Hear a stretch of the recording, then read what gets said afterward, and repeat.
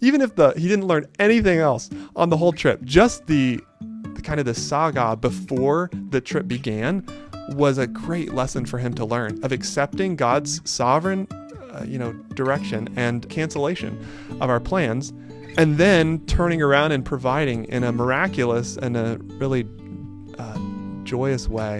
And so he was just ecstatic. And I think his faith was greatly grown.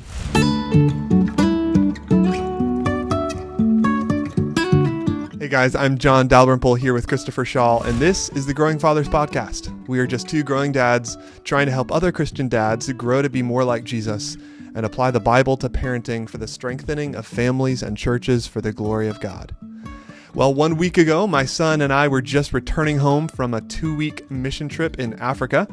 So since this is still somewhat fresh on my mind, I thought it would be a good time to share some about why I took my 10-year-old to Africa. I realize some people will never take their children overseas for different reasons, financial reasons, or because of safety concerns, or just because they don't really see the value. So I'm going to talk some about the risks, the rewards, the reasons for you might take your child overseas. Christopher, I'm going to let you interview me today for this. But first, how was your week as a parent? Any highlights or lowlights you want to share? Yeah, well, first, I'm looking forward to interviewing you. I think this is going to be an excellent podcast. But then also for the parenting highlights, I'll share a lowlight this week, actually. And that's that my wife and I have noticed a little bit more attitude from one of our children. And I won't say any more or which one, but it's one of those things that over time, it may have built a little, but you probably know how it is, John, when you're busy and there's just a lot going on. You don't always have time to identify and evaluate some of those trends until there's maybe a time to stop and pause, which was maybe a little bit more this past weekend. I had Monday off for President's Day. Elise and I spent some more time talking about it in the last few days and developing some strategies for trying to spend more time with this child and minister to their heart. And more importantly, we're more aware of this issue in prayer. That's the most important thing, as only God can change a heart. It's a little bit of a low light there, although I'm expecting God to answer prayer and for a good work to be done in this child's heart. But I just thought that might be helpful in sharing with our listeners as they also keep tabs on the spiritual health of their kids, which is a moving target, right? I mean, it goes up and down. Amen. Well, thank you for sharing that with me. I will share a highlight. I have a lot of highlights today from my trip with my son, but I'm going to share another highlight from this past week. We arrived home on one of my son's birthday, and then there's another son's birthday 3 days later. So then we have some birthday buddies there. We hit the ground running. And with activities, with events. My wife takes our kids out for their birthday for breakfast, and then I take them out for ice cream in the evening, and we build a Lego set together. So that's always fun. Lego sets and ice cream, what could be better, right? I know, seriously. John, I'm looking forward to hearing some more about the trip and what you're able to do. I also think it'll be helpful to talk about why you decided to take your son on this trip. But let's start by having you tell us some more about the nature of this missions trip. Where did you go and why? Yeah, so our church is what we call the sending church or the home church for a missionary family that's currently serving in Togo, Africa, at a hospital. Dr. Tom Kendall he's a head surgeon there at the hospital. He's also the director of the hospital. And this hospital serves about 3,000 patients each year. They have a team of chaplains that personally share the gospel with each patient, as well as the close to 13,000 Africans that come to the clinic but don't need care in the hospital itself. Wow. So it's a huge ministry, a huge operation, and Dr. Tom leads that hospital and the chaplains. He also leads a surgeon training program. He's also involved with a local church there, Togolese church, and he helps to lead and preach in English services for like a Sunday evening service that they have there for all the missionaries, the American missionaries that are serving there at the hospital, as well as to their families. Our church's purpose in sending me on the trip was kind of multifaceted, but there are three main goals. First of all, we wanted to observe, just learn more about the ministry and what they're doing. Secondly, we wanted to encourage our missions partners in different ways, with gifts, with a fellowship with them, and then finally with verbal affirmation about their work, what we see that they're doing that they may very easily fail to see because they're just in it day to day. But we wanted to call attention to what we see that's really encouraging, and then finally to report back to our church family to help them to better understand what God is doing there, so we can be more informed as we continue to lift them up in prayer. Christopher, I'm sure you've gone on mission trips before, and though each one is different because the location and the ministry is different, what are some ways that you think about the approach to a mission trip, as you communicate to others who might be interested in going on one? Yeah, what I've always heard is just to prioritize the needs of the missionary. So there can be some wrong assumptions going into a missions trip that can end up being very unhelpful for the missionary. If you go in just looking at it as a sightseeing trip, a vacation, or you just want to get lots of great photo ops or something like that, versus going into it really with a mindset to serve and even to ask the explicit question of the missionary ahead of time: how can we be a blessing to you? Or how could we get in your way? How can we avoid getting in your way and be a blessing to you? So I think that's the biggest thing. Is there anything you'd add to that, John? No, I think you're right on. The reality is that the missionaries are doing the work. And though there may be a time when you can come in and use your skills or just your energy and do a VBS or work on a certain project, when we approach a mission trip instead with the mindset of what would be most helpful to you, and you don't have to kind of craft a trip that would really be like a vacation for us. Instead, just that we were here to serve and we're flexible, then those are oftentimes the best trips. It's those people that approach a trip with kind of a, hey, I'm spending a lot of money to come out here, make it worth my while.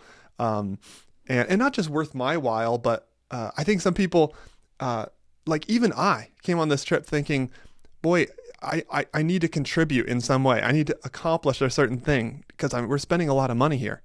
And just to have the missionary remind me that, like, your presence here means a ton. You're, representing your church family coming here. And then in addition to that, just the love that we share for them. And it really means a lot. And so those would be a couple things as people approach a mission trip. Yeah, that's good. Well, let's talk now about some of the reasons why you took your son with you. So, John, most people see this as crazy, but when did you get this idea? How did your wife feel about it? And what were some of your reasons for taking Josiah? Yeah, well, way to set up that question with making it sound like a crazy idea. I think to some people it is kind of crazy. It wasn't to me or my wife, because really the idea of taking Josiah on a mission trip goes back a number of years. A few years ago, Suzanne and I sat down and we wrote out like a mission statement for our marriage, a mission statement for our family, as we thought about some of the things that we prioritize. And this is outside of what God expects from every marriage and Christian family. We observed that we both love travel, and we wanted that to be a part of our family culture. We recognized the value of traveling, and so travel has really been in our family budget for years now. We've visited many national parks across the Western United States, and so when the opportunity presented itself for me to go visit our missions partners, represent our church, this immediately came to mind because it fit with our family mission. The idea of Josiah actually going with me. Now, I'm just going to be upfront and say if I was taking my child on one trip overseas in their childhood, I probably wouldn't take him at 10 years old. And I'm That's going to good. talk more about that later. But regardless, nonetheless, since I was going to be going anyway, my wife and I prayed about this. We both thought it would be a really good idea to take Josiah. And so it's worth noting that, yeah, my wife was supportive of this. My wife and I both went on our first of multiple mission trips outside the country when we were young teenagers, probably between 13 and 15 years old. And those were hugely influential in our lives for the good. So, before I list out some of the reasons for taking Josiah on this trip, aside from kind of the background there of our mission and it aligning with our family's mission, Christopher, I'm kind of curious, when was the first time that you went out of the country? Do you remember that? Well, I remember going to visit Canada when I was up, with my That doesn't grandparents count. in Detroit. I don't think that really counts. As far as like a missions trip or a big international trip, probably the most memorable one is when I was a senior in high school. My dad planned to take us all when we graduated from high school on some kind of a trip overseas. And so that's what we did. We went and visited Israel and Mm. spent a couple of weeks there. I know that in high school, I believe it was in high school, maybe it was in college. We took a couple of missions trips to Mexico, kind of blends Hmm. together now. And I know that there was also a very memorable trip that we took to the Native American to the reservation here in Arizona, but that was still in the state. So yeah, I don't think I did as much traveling as you. So I'm looking forward to hear more. So tell us more, about your trip and Yeah. taking a family versus like a group of teens. Right. Well, and by the way, let me go back. I kind of joked about it doesn't really count to go to Canada.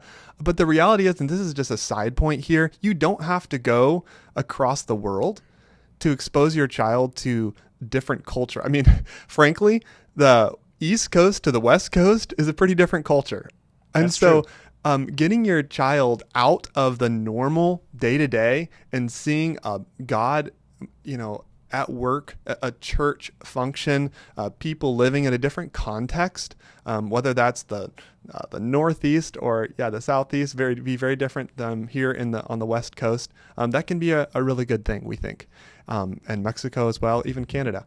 But yeah, to your point about the trips and even teens, I know some teens go on mission trips together. We saw this trip as a valuable opportunity to spend time as a father and a son. So, this would be the first reason I would say for having my son go with me, is just to make lifelong memories as a father and son. By the way, one of the reasons I can be sure that these memories he made will be lifelong, I think, is because they're completely out of the ordinary. When you get to experience new and strange and even difficult things together, like whether that's a camping trip or a trip to another country, it will be memorable. I can remember a few specific memories with my dad when just the two of us went backpacking when I was about 10 years old. I'm thinking of one memory in particular, and it's one of the memories of all my childhood that really stands out with regard to my dad and I. And it was something that was out of the ordinary. It was backpacking, and so I wanted to do the same with Josiah, make a lifelong memory there for him with his dad. That's the first reason. Secondly, I wanted to open his eyes to see other cultures, really to broaden his perspective. Your mindset can get kind of, your worldview can be kind of small there as a kid, and I wanted to open that up. I'm hopeful that this will lead to a really a greater sense of gratefulness for what he does have here in America and here in Southern California. Kids are inherently selfish. I Hmm. talked about all the recent birthdays, and that's another moment where that's exemplified. Going to another culture where kids have far less is certainly an eye-opening experience. And I also want him to appreciate other cultures. God loves the diversity of the nations. And so to get to see the different ways that people live and eat and talk is just beautiful. And it is a great thing. So great lifelong experiences for dad and son. Secondly, to open your eyes, see other cultures, hopefully be grateful for what you have. Thirdly, the third reason would be that I wanted to push him to do hard things. It's a great opportunity. Going on a trip like this will push you to do hard things, whether that's just surviving in a different climate, which it wasn't that different for us. We're used to the heat, but it was dry season there in Africa. It was hot, but also just the challenges of traveling and the time zones that you have to cross, and there are definitely some challenges. Language barrier would be another challenge, and then maybe even just the different food that you eat. Everything that is normal is out the window. We enjoyed, I would say I enjoyed eating some of the different foods. Josiah, it was kind of hard for him. I remember sitting down in a little shack along the side of the road with a group of other missionary kids who were used to eating fufu, which is a normal food there in Togo to eat, which is like this. It's kind of like, the way I describe it would be sticky mashed potatoes with some like broth around it and a little piece of meat, which in this case was goat. And you're eating this stuff in this little shack after the ladies outside just smashed it into this jar. And you just grab it with your fingers, kind of ball it up in a ball, dip it in the sauce, and then eat it. And Josiah's there at the end of the table. The look on his face was priceless. And it's like, you can do this, buddy. And so he did it. So you do hard things, uncomfortable things, and I think that's a great opportunity for that. And then finally, I'm hopeful that this trip will really help him gain a better understanding and appreciation for missions, what God is doing among the nations. And I think that this really accomplished that. It was remarkable. I mean, this was a ministry trip, and he saw a lot of we were at a lot of different contexts for ministry and church services and seeing what God is doing. So I'm hopeful that was the case. That's awesome, John. I love all of that. Well, tell us a little bit more about the lesson Josiah learned before the trip ever began. I think you shared this on a previous podcast, maybe. Or maybe we were just talking about it personally, but I want all of our listeners to hear about the saga before this trip began. Yeah, I think I shared that just with you and with a few other guys in that might have been what real it was. time when it was happening. It was hard. I'll try to summarize this, make it short, because there's still so many other things to share. But the long and short of it was we had to get, so I didn't share that in addition to Togo, we also went to Ghana. We almost had 2 trips here because in Ghana, there's some really lifelong friends that I've had, a national pastor who's leading a tremendous ministry there in Upper West Ghana in a city called Wa. And Timothy Seydu is there, also Aquila Daramani and a number of others. But those 2 men I was going to see.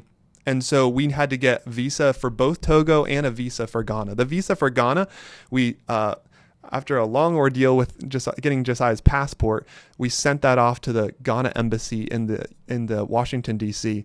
and did not get it back within the window that they expected it would come back, and it just got delayed and delayed. Finally, I, after a number of calls, got them to complete that, and because it was getting close to nearing the time of our departure, I said, "Let me just order fast, 2-day shipping."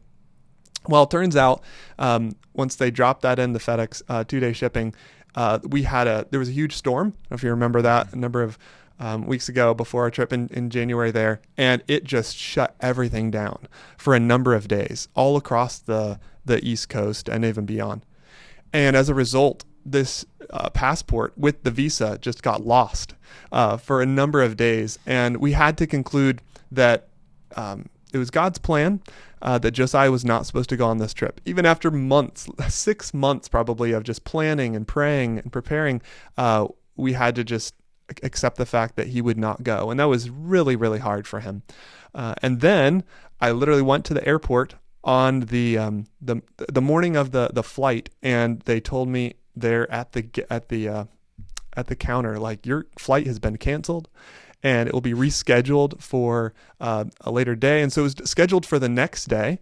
And there were a lot of details to that were God's providence. But at that same time, that morning, we found out that that Josiah's passport package popped up on tracking. Finally, after days and days of being lost, and sure enough, the very next day, or that day, it was able to be delivered that afternoon. And so we got his passport on the day we were supposed to leave, and then the very next day we were able to go together on the trip. So this whole podcast would not even exist in the same fashion if it weren't for the cancellation of that flight. And I think even if he didn't learn anything else on the whole trip, just the kind of the saga before the trip began was a great lesson for him to learn, of accepting God's sovereign, direction and in this case, cancellation of our plans, and then turning around and providing in a miraculous and a really joyous way. And so he was just ecstatic. And I think his faith was greatly grown. You couldn't have planned that, could you have, John? No, not at all. And but God certainly did. It's wonderful. That was all of the Lord. Praise the Lord. Well, thank you for sharing that. And I know that'll be an encouragement to our listeners. Well, tell us some stories. What did you get to do on the trip? Oh, where do you begin on a trip like this? It was so full, and it was so rich.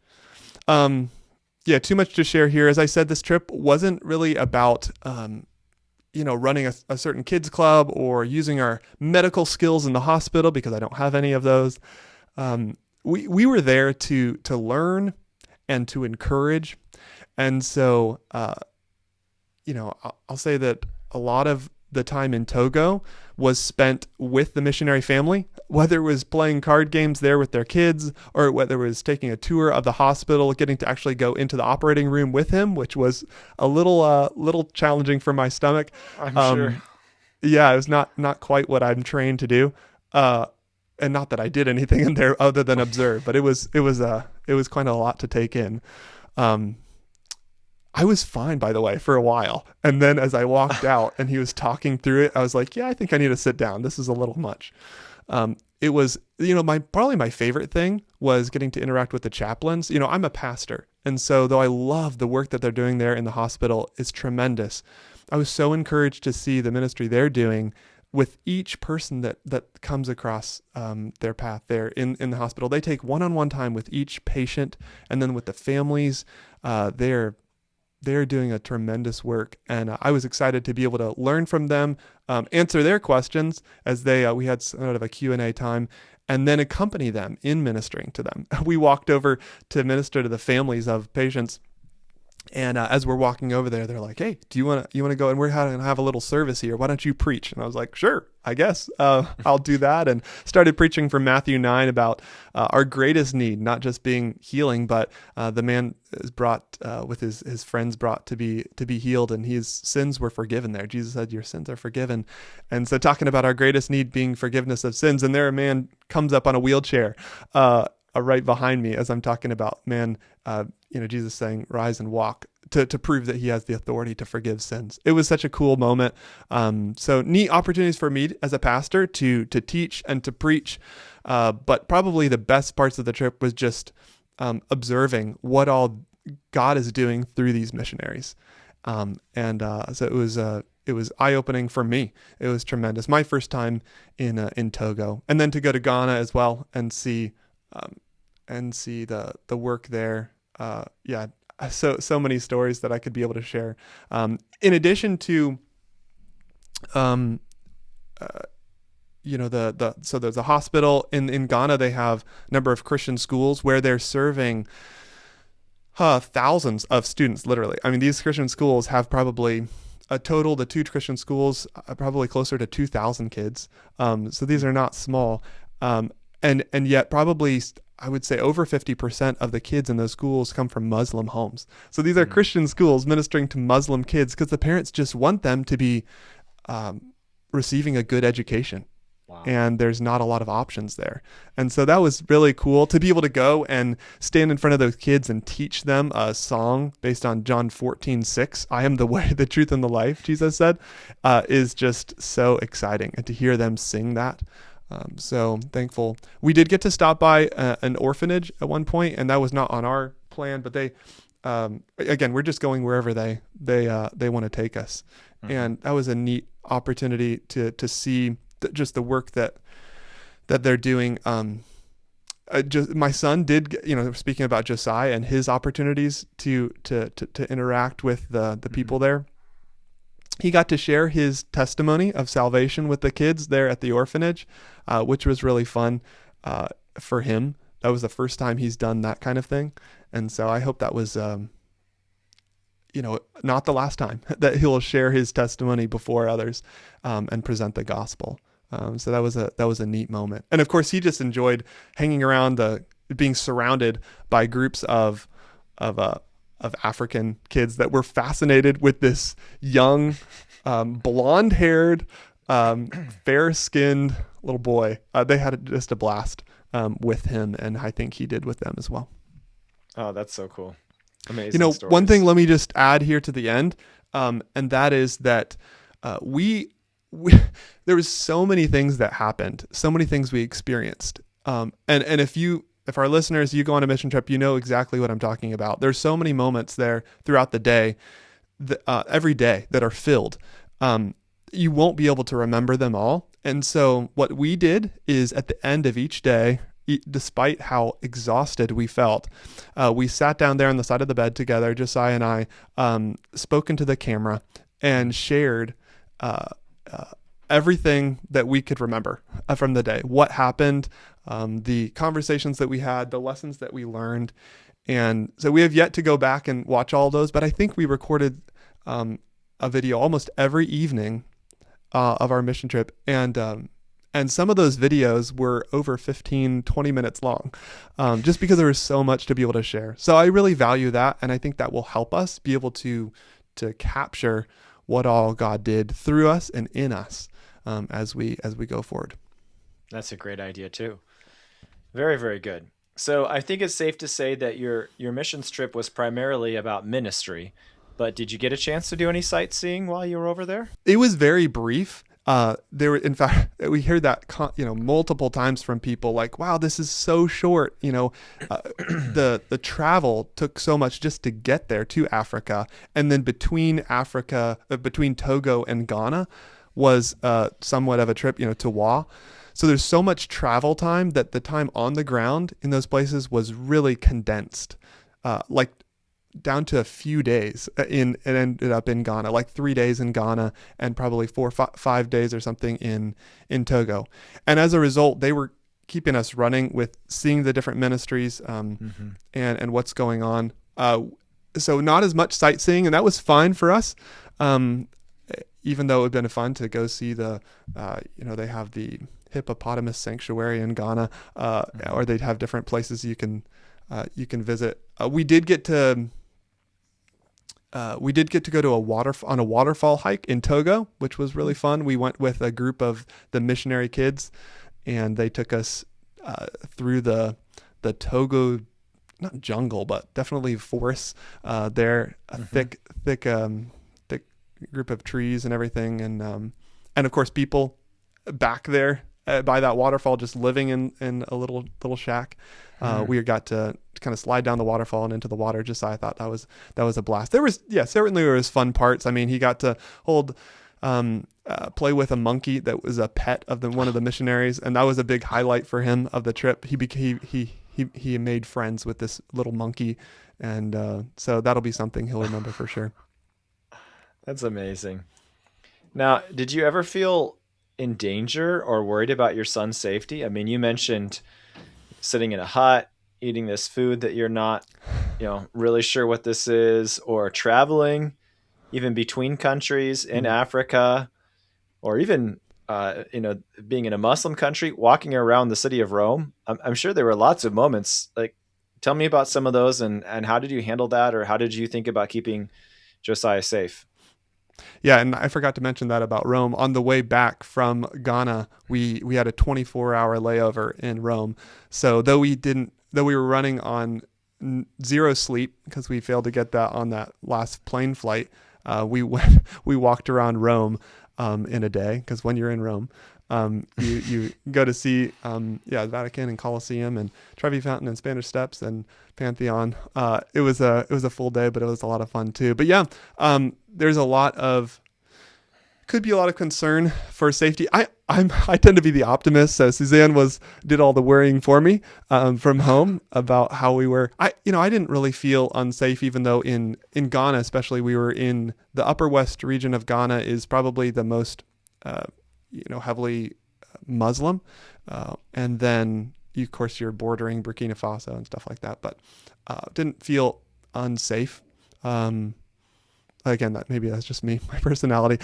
There is a couple moments, when Josiah ran outside to play soccer with the Ghanaian kids, and it's like, okay, maybe I should accompany him and keep an eye on what's going out there. I remember seeing a picture of Josiah with a scorpion as he went with one of the maintenance guys there on the hospital compound and helped him during one of the times when I was in the operating room, and I was not going to be a part of that. And so he helped this maintenance guy, and he had him chopping with machetes and picking up scorpions and driving a backhoe. And so he got to do some fun things that may have raised my wife's eyebrows just a little bit. At one point, when I was in Ghana, a friend there, Aquila, took Josiah out on a little motorcycle ride, which was a big highlight for Josiah, just riding him around the city. And if you've been there in Africa and you know how they ride, and how the streets are, it is pretty wild. There's not really any following certain rules for the road. No rules. It's kind of all for yourself.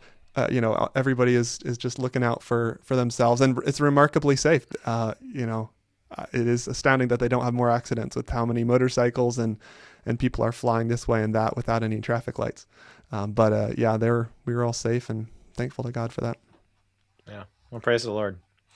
In the long run, so let's say 10 years from now, what do you expect Josiah to take away from this trip? What I would hope that he would take away is what I mentioned earlier: lifelong memories with Dad, better perspective on life shaped by seeing more of the world, more grateful heart, greater confidence and grit, ability to do hard things, push through obstacles, an understanding and appreciation for missions and God's work among the nations.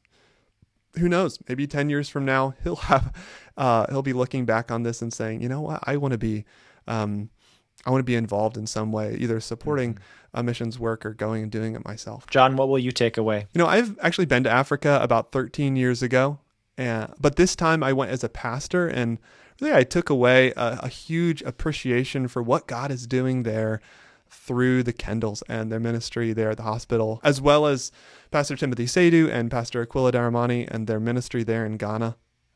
That's what I take away, is God is working around the world, and you can get so locked into your little corner of the world that you fail to recall just how big God is and his power at work all over the globe. And so that was a great encouragement to me.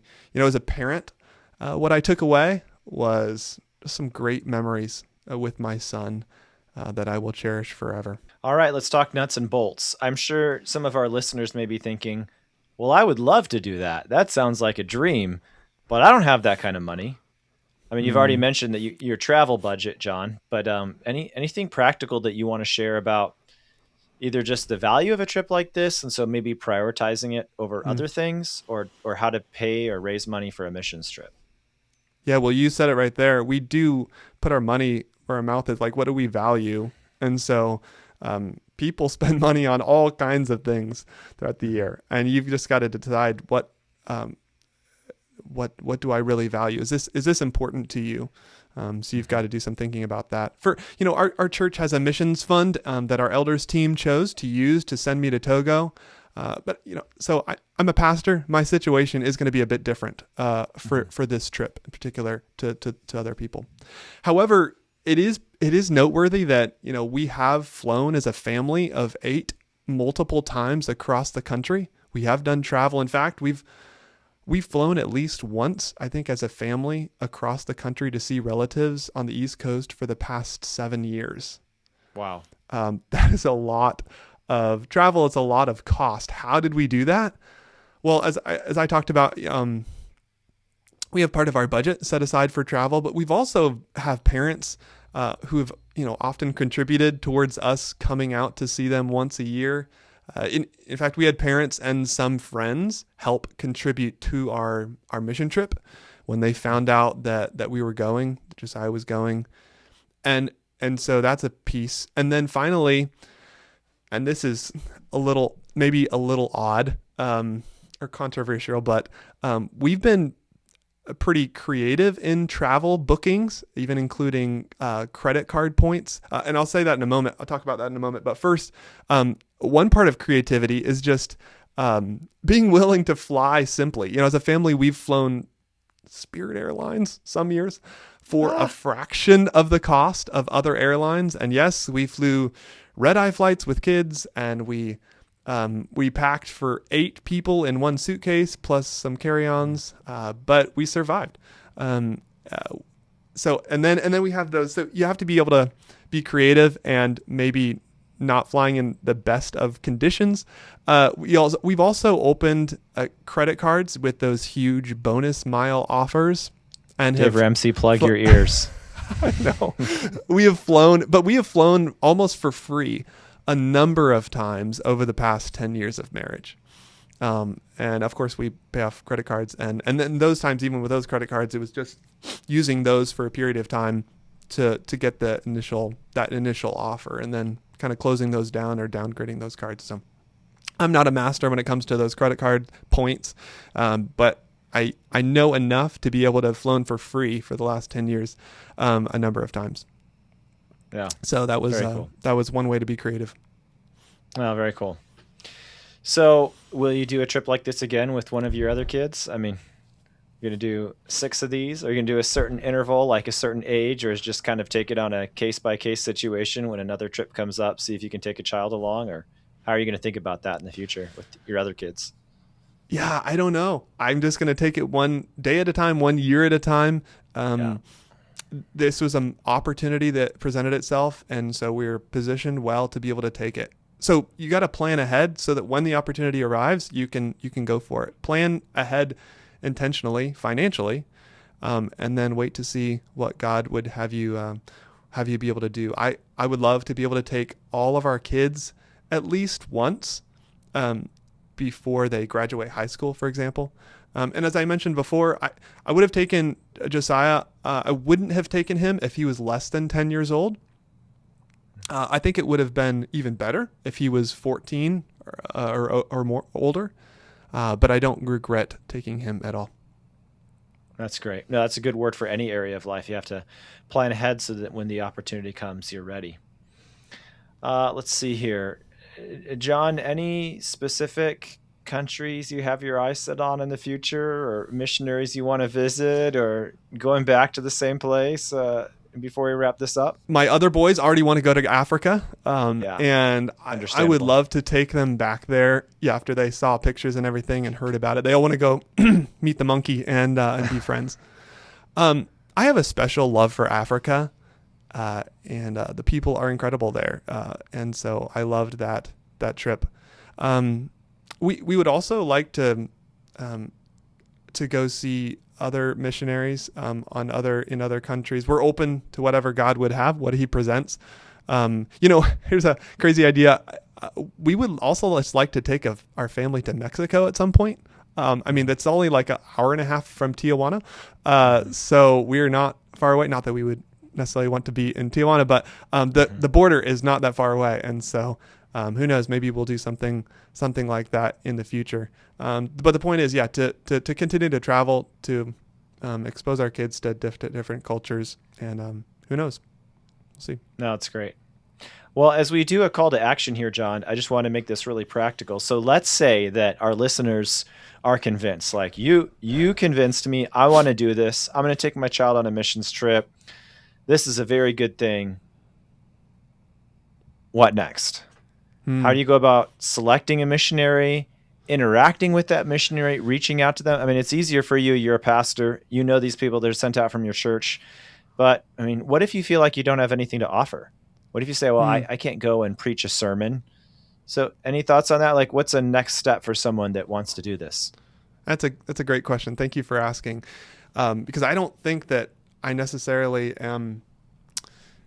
Well, negatively. Let me put it positively. I think that anyone can and should pursue this, being able to visit the missionaries that their church is supporting. So let me say this. I'll start. The first step I would say is to get to know the missionaries in your church. Help your family get to know your church's missionary partners. Put their prayer cards on your dining room table and pray for one missionary each dinner.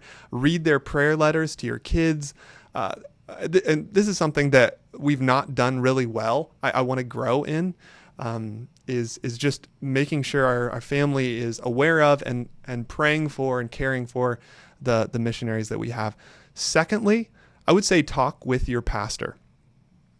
Even before you reach out to a missionary, share your desire and just see what they say. They might know things about the missionaries that would help narrow down the list of who it would make sense for you to go see. This isn't to say that you can't go as a family, that you have to go with the church. By the way, it's in fact, Dr. Tom encouraged family mission trips. He said that's a great thing. He would love to see couples and families come, father or son, like we did. But I would recommend that you go through your pastor, because you should be sent from your church instead of just doing your own thing. I'm convinced of the way that we even see the biblically, the way that like mission trips or people were sent to encourage and to observe and to report back. It was in the context of the church, and they're reporting back to the church. So I think there's a biblical precedent for that, and I think that's a really healthy thing to do. Then That's great. after that, I would say contact the missionary and just start the conversation. Find out, like we said before, what would be most helpful for them. Reassure them that this is not about you crafting a great trip for, with lots of experiences, and go with a heart to serve. Look and listen for opportunities to jump in and just take initiative and love them. If any of our listeners does this, we'd love to hear about it. Send us your experience, maybe 6 months or a year, 2 years from now, but we'd love to hear and see what God did as you took your child on an amazing trip like this, to see what God's doing around the world. Yeah, that'd be great. Well, John, since you did most of the talking today, I guess I I can share a did. lesson from Dad, if that's all right with you. That'd be great. Yeah, thanks. I'll share one that taps into something that was exciting in my life this past week. So, um, my dad, I will say it this way, he's always been interested in what we are interested in. And that, the Bible talks about rejoicing with those who rejoice, weeping with those who weep. And I think part of that is I like I want to like what you like and get into what you get into, so that you can build a relationship with you. My siblings and I, we know that if we call my dad, even though he's a very busy man, it's kind of shocking sometimes how quickly he'll set everything else aside and pick up the phone to answer a question. Sometimes even the most basic question. Usually I'm on FaceTime out in the backyard because I bought the house that he lived in for 20 plus years. Be like, Dad, this thing broke. How does this work again? And he's like, oh yeah, I remember when that broke 15 years ago, and here's how you do it. Wow. So you have to catch him at the right time at times, but other times he's really quick just to bend over backwards to help out. But this past week, something that happened was that we got the opportunity to purchase a classic car. So a 1966 Ford Mustang. Wow, that's cool. I know. Pictures Yeah. needed. Yeah. I actually didn't take any. My wife was like, what were you thinking? Christopher. But it's not at my house yet. But hopefully will be in the next couple of weeks. It's from a longtime friend, very good friend, that's going to be moving. He and his wife are retired, and they're going to be moving back to South Carolina, Lord willing, and just needed to offload this. It's going to need a lot of work just to get up and get running. But it's an exciting thing to be a part of. And when he saw, I could tell that he wasn't as excited, but when he saw my enthusiasm, he jumped in wholeheartedly. Hmm. And so, in fact, he's helping. He's helping with the project. We're going to store it in my garage, and it was just encouraging and convicting to see my dad jump in on things like that. And I want to be involved in the things that my kids love as well, and do that the same way. That's terrific. I love that story. And I'm excited to be able to see how that comes along as you I guys work know. together. I know. I know that I've already have multiple volunteers to come over and help work on it with me. So my kids are excited. They're like, "Dad, when are we getting the Mustang?" And then my wife is like, "So are we going to be out, working on the Mustang in the evening now?" I'm like, "Yeah, probably so." And then yeah, one of the teenagers here at church and another friend, they're like, "I'll come over and help you whenever." So plus just the time with my dad, I'm sure he'll come over at times. We'll work on it. So yeah, it'll be fun. That's really neat. It's another example, though, of something that's somewhat out of the ordinary that you can do with your dad that is memorable, and you'll Yeah. look back on this with fondness, I'm sure. Hopefully, um, Yeah. and so in the same way, whether it's a trip, and I really do think that the mission trip or something overseas can create those lifelong memories. But yeah, do something out of the ordinary today with your kids, go home and I don't know, go take a spontaneous trip to go sled down the hill or something with them. Do something out in the ordinary, and that'll be, it's memorable, I think, for kids. Take some Absolutely. initiative on our part, and sometimes uncomfortable, but it's worth it. The other day I got home from, and I was tired, but they were all making like pyramids, human pyramids. When you have 6 kids, they're all like piling on top of each other because we have these like mats, exercise mats. And so I was like, oh, I don't really feel like this, but I got down there with them and made some human pyramids and just wrestled with them for a while, and it's worth it. So Amen. take those Amen. opportunities today. I'm going to pray and finish this up here. This has been fun. Thanks for giving me a chance to report on our trip. And as I share, I'm like, wow, it really was just amazing. I continue to marvel at what God was able to do in and through us. So it's great. Yeah. Well, thanks for sharing. Why don't you close us in prayer? Heavenly Father, thank you so much for this time that we can share a little of what you did a couple weeks ago there, and allowing Josiah and I to go to Africa, really testifying to your sovereignty, your goodness, just looking at how the trip even came to be, and Josiah being able to actually go on the trip and his visa coming in. We praise you for the protection, for your provision for the trip, and for all the ways that you opened our eyes to see what you're doing on the other side of the globe. I do pray that this will continue to kind of reverberate in Josiah's brain and in his heart as he thinks back on this trip, that the memories will be will impact him in a positive way in the future. And not all of our lives are uncommonly exciting like that trip was. They're day-to-day grind, but there's joy in the mundane. I pray that we would be able to find that, find joy in the mundane, and just be faithful in what you've given us to do right in front of us. I pray that you would help us to disciple our children, to love them as you have loved us, and to lead them as you've called us to do as fathers. We need your help to do this, and we pray through Christ for this. Amen. Amen. All right. See you next week. Thanks for joining us again so much, and we'll talk to you later.